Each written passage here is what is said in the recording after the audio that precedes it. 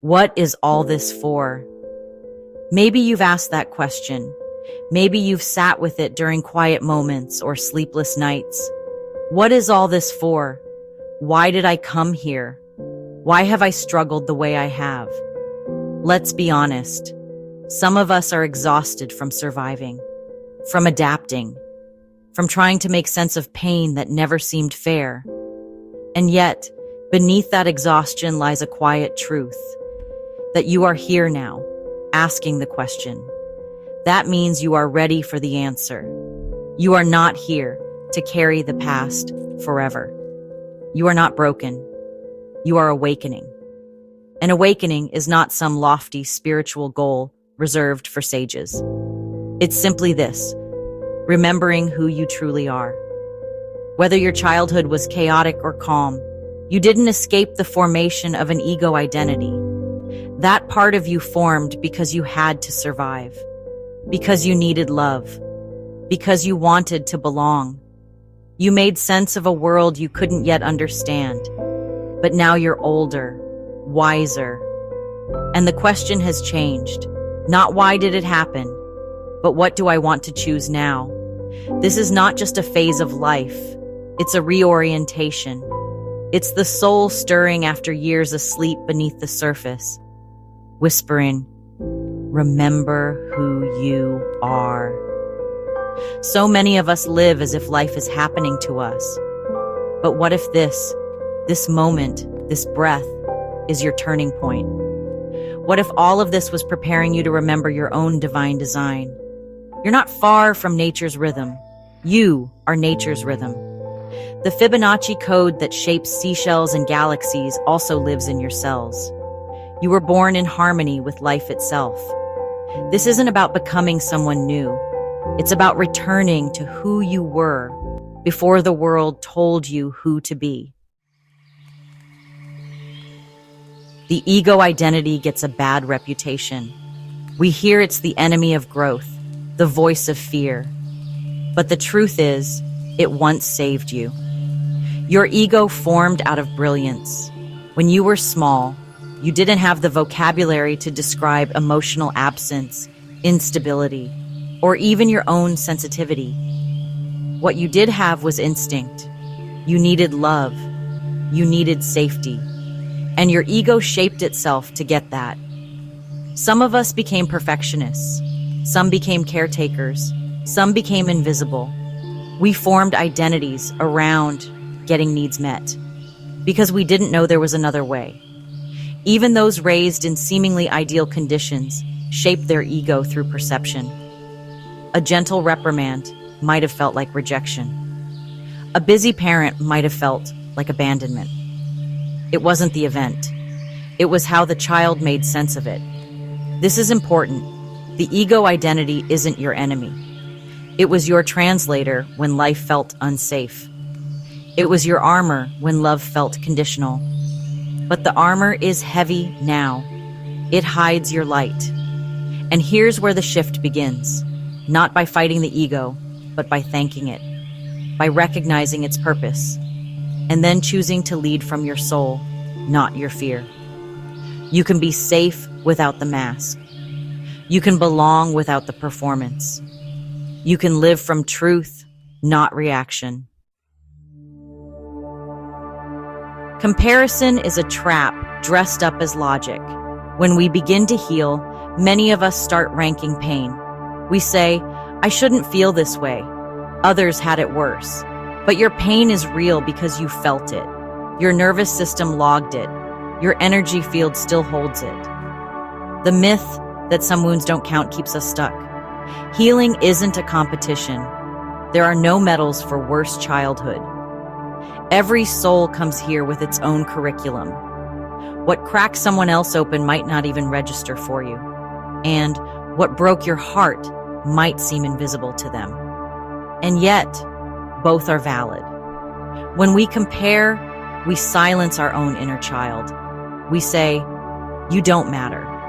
But your inner child does matter. They've been waiting for you to say, I see you, I believe you, let's heal together. You can honor someone else's pain without diminishing your own. The awakening journey invites us to release judgment and expand compassion, not just outward, but inward. This is where healing deepens. When you give yourself the grace, you've given everyone else.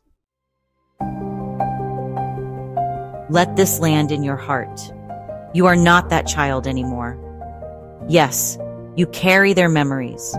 Yes, their needs may echo in your relationships, your triggers, your fears. But today, you have power. You have choice. You are awake. That's a miracle.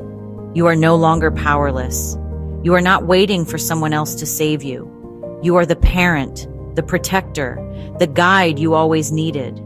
This is your second life, the life where you choose who you become, the life where you don't abandon yourself anymore, where your truth is sacred, where your boundaries are honored. And even when the old stories whisper, "You're not enough," you pause, you breathe, you respond from presence, not programming. You rewrite the script.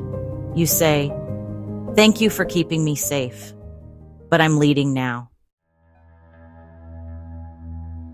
The past doesn't need to be refelt to be healed. It needs to be reclaimed.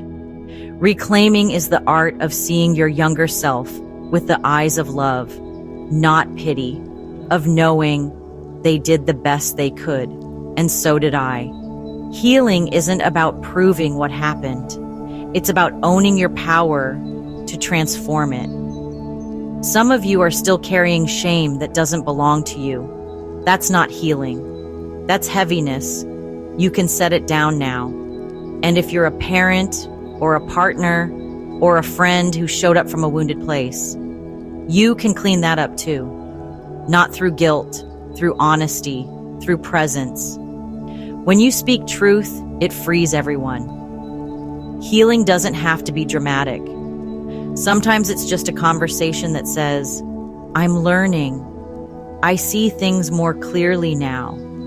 And I love you." The past becomes sacred when we turn toward it with love. You are always radiating something. Always. That's not a burden. That's a gift. Once you realize it, your presence can feel chaotic or calming. Your energy can contract or expand a room, and you get to choose what you bring. This is why nervous system healing is so important. Not just for peace, but for integrity.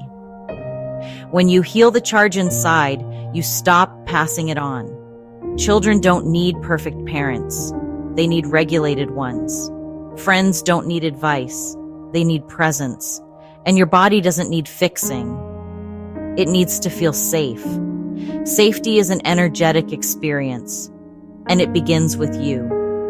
When your energy field becomes coherent, your life reorganizes around it. That's not magic. It's resonance. Your presence is your power. Guard it. Nurture it. Lead with it. Dr. Zach Bush once said that when a soul enters this world, it is a light brighter than the sun. That's you.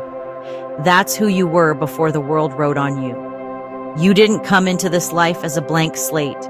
You came encoded, designed, powerful, and nature still holds the blueprint.